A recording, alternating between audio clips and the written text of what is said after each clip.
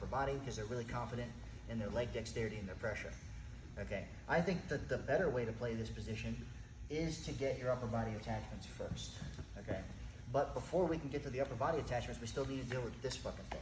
All right, because this is where you're going to run into problems, or guys that are just pushing you away, or they're just really keeping solid frames. And I do want to spend a little bit of effort trying to fight the frames first, because if I can deal with his frames first, I can skip all the steps. All right, because if he lets me fully inside pummel him here, I'm going to pass off that right now. If he lets me fully outside pummel him here, I'm going to pass off that right now. Okay, and it's more when people are giving me some level of decent resistance on both of these, then I start looking for either upper body or I start looking for pummel passes. Okay, just so you guys understand my thought process, but I will try to do this first. All right, so we'll do the easy one first. Okay, what I'm going to be doing is I'm obviously still putting my weight on him. I'm playing the position the exact same in terms of my weight distribution and all that.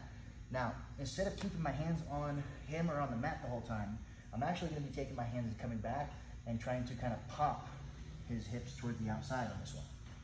Okay. Now, a lot of times when you're doing this, you know, like if I just sat there and just tried to statically push on this, he would push back into me and I wouldn't get anything going probably. It's just, I don't really have great leverage to fight from here. I'd have, like, go ahead, don't let me do this. Okay, I got it actually. But like, that's what I mean. Like, you can't just force it. I have to kind of bait it a little bit, or I have to catch him when he's off guard. I gave everything I had to that, by the way. I'm way weaker than people think. Okay. So the way I would do that is I would come in and I'll start trying to hit it to the inside first. Okay. Or I'll start to take my chest and rotate it towards the outside of his leg a little bit. And he can obviously just keep his leg on the outside already a little bit, to where I can't turn it at all. But by doing that, it makes it a lot easier for me to slip over the top or pop to the outside. So it's like, it's kind of a no-win scenario for him to let me pin his hips down. Because whatever way he's trying to fight me, it's just gonna let me switch and go the other way. So like if I was almost to the inside, he started pushing back into me that way, and then I can go to the other side that way and start to pin it down towards the mat, okay? But with all that in mind, okay, my goal right here for this one is to get to the inside here, okay? And then as soon as I get to the inside, the absolute first thing you should do, even if you're giving up double underhooks, it doesn't matter. But if I get to the inside, is I should just come down as low as I can, chest to chest, okay? I mean, I obviously want to look for underhooks and shit off here, but that's not the biggest priority. The biggest priority is getting as low as I can so he can't lift me and make space, okay? And when I do get low, okay, I'm really making sure I take my hip and I completely squash this butterfly hook. Like, I'm not just sitting here, I'm actually taking my hip and I'm pushing it forward, and the more I can smash his heel towards his hips, the less strength he has to do anything.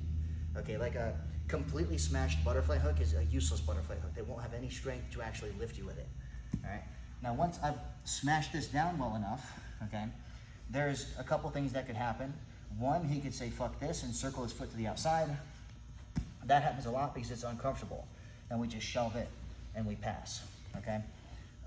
What I like to do from here, if they don't give that option up at all, okay, I call it overloading the butterfly hook, okay? So what I'm gonna do is I'm gonna keep as much pressure as I can on my left side specifically, okay? I could try to circle my foot up, but by trying to do that, I might give up the position and give up my pressure. He'll lift a little bit and I'd lose it, okay? So if I don't know for sure I can get my foot on top of his foot, I won't go for it. I'll just stay sunk. Now, I'm going to keep smashing forward, and I'm just gonna let my leg stretch backwards a little bit, and I'm trying to bring my thigh essentially down to the very tip of his butterfly hook with literally all of the weight that I have, okay? And because I'm keeping his hips like pretty pinned, he can't follow me with it, right?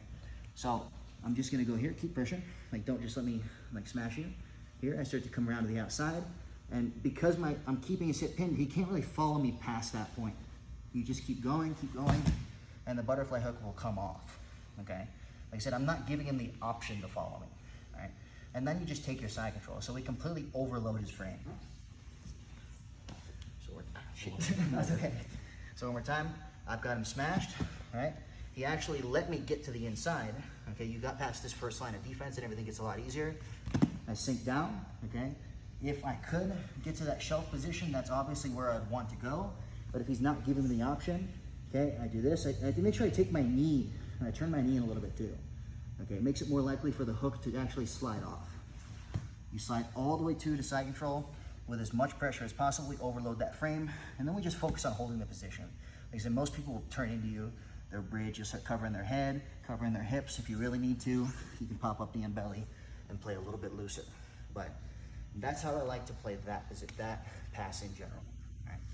So any questions on that? When you do this live, like I said, the biggest struggle at first is going to be staying in this position with weight while dealing with all this other shit that's going on, while dealing with him lifting you up, okay?